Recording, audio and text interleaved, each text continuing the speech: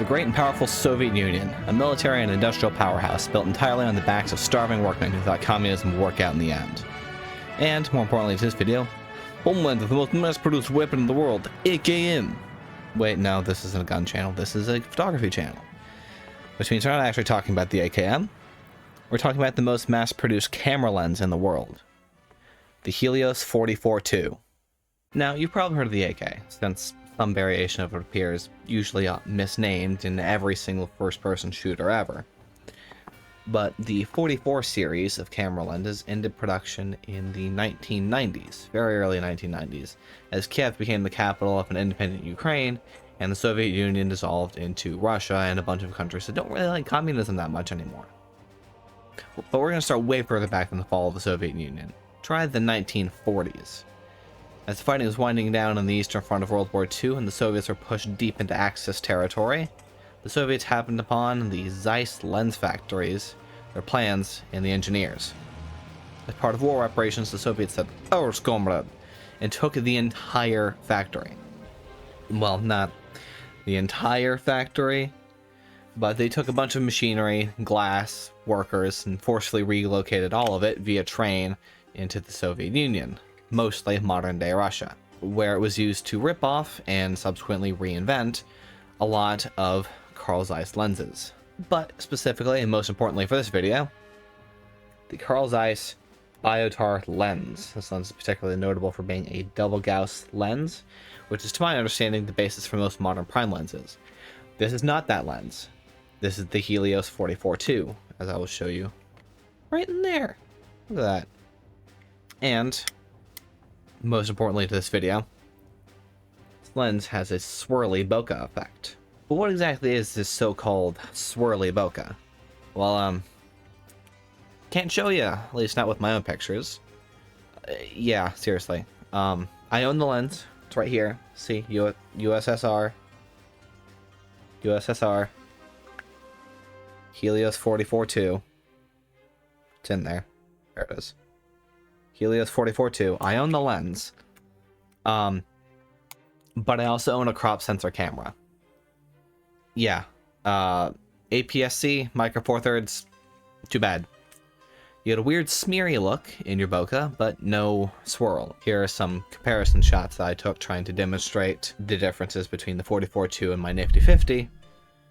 But you can't really see the full effect of how weird the lens looks from these crop sensor shots. You can still see that they differ. That's about it. But if you do have a full frame camera, you can expect pictures to look more like this. These aren't mine, these are by Julia Trotti. Aren't they nice? I took them off her website. I don't know if I'm allowed to do that. But there's a link to her in the description. Really nice at showing the lens in optimal conditions and situation. It's a cool lens if you don't have a full frame camera. Pretty decent if you don't.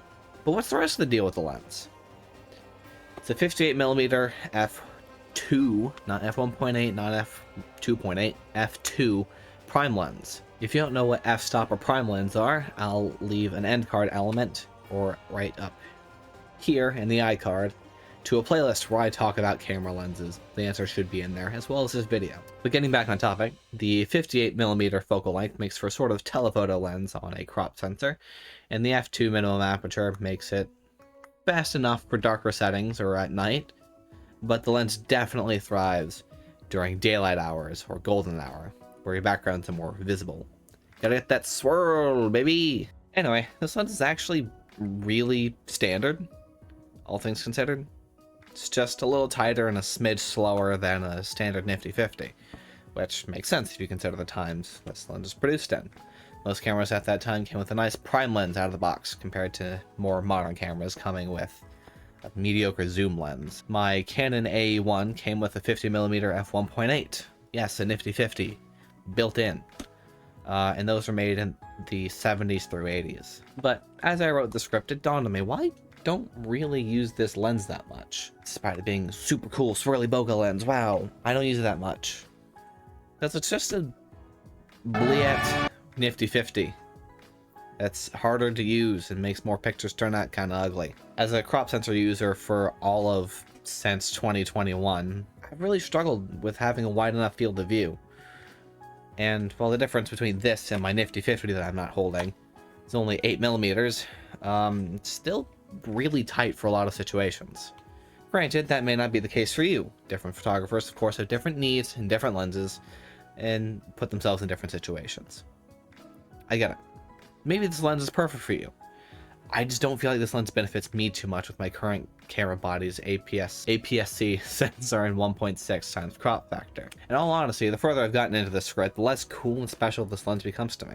Its history, while interesting, was condensed into just over 200 words, including the transitions. And the rest of this video has been me talking about how it's not really the super lens as some influencers tuck it up to be. I'm neither an influencer nor a Helios 44-2 superfan.